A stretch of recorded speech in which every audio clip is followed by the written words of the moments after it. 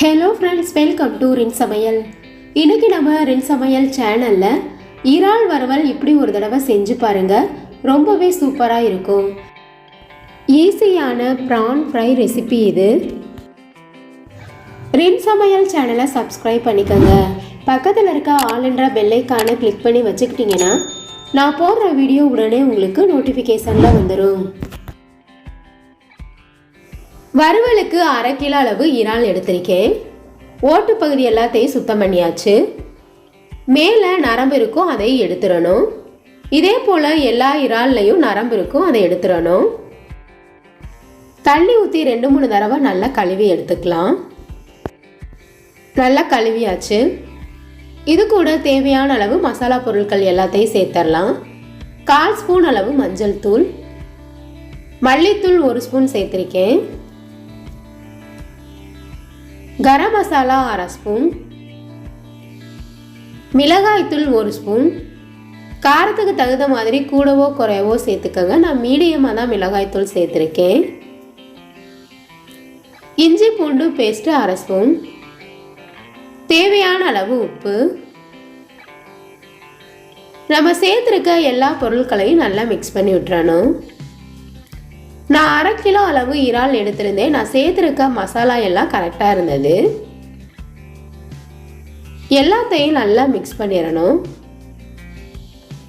இந்த மாதிரி நல்லா கலந்ததுக்கு அப்புறமா 1/2 மணி நேரத்துக்கு மூடி போட்டு அப்படியே வச்சிடணும். அப்போ தான் இதில் உப்பெல்லாம் நல்லா சாரும். அதுக்கப்புறமா நம்ம வறுக்கும் போது ரொம்பவே டேஸ்டாக இருக்கும். ரொம்பவே ஈஸியான மீன் வறுவல் இது. ஒரு தடவை இந்த மாதிரி இறால் வறுவலை நீங்கள் வறுத்துட்டிங்கன்னா அதுக்கப்புறமா அடிக்கடி வீட்டில் செய்வீங்க. டேஸ்ட்டு ரொம்பவே சூப்பராக இருக்கும். இப்போ இந்த மாதிரி கலந்ததுக்கு அப்புறமா அப்படியே வச்சிடலாம். வறுவல் செய்கிறதுக்காக கடாயில் 2 ஸ்பூன் அளவு எண்ணெய் சேர்த்துக்கோங்க. எண்ணெய் அதிகமாக தேவைப்படாது, கொஞ்சமான எண்ணெயிலே எல்லாத்தையும் வறுத்தரலாம்.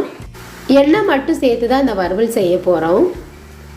இறால் சேர்த்ததுக்கு அப்புறமா இந்த மாதிரி நல்லா கலந்து விட்டுறணும். வேகும் போது தண்ணி விட்டு வேகும், அதனால நம்ம தண்ணி எதுவும் சேர்க்க தேவையில்ல. அடுப்பை மீடியம் ஃப்ளேம்லேயே வச்சு கலந்துக்கிட்டே இருக்கணும். அப்போதான் இறால் எல்லாம் வேகும். இறாலில் தண்ணி விட்டு வேகுது பாருங்க. நம்ம தண்ணி எதுவும் சேர்க்கவே இல்லை. எவ்வளோ தண்ணி இருக்கு பாருங்க. இந்த தண்ணியிலேயே இறால் எல்லாம் நல்லா வெந்துடும். சாதத்தோட இந்த இறால் கிரேவியை ஊற்றி சாப்பிட்றதுக்கு டேஸ்டாக இருக்கும். நான் இன்னைக்கு வறுவல் மாதிரி செய்ய போகிறேன். அதனால் இன்னும் கொஞ்சம் நேரம் அடுப்பில் வச்சு நல்லா இந்த மாதிரி கலந்துக்கிட்டே இருந்தோம்னா இருக்கிற தண்ணியெல்லாம் நல்லா வற்றிடும். பாருங்கள், தண்ணியெல்லாம் நல்லா வற்றிருச்சு.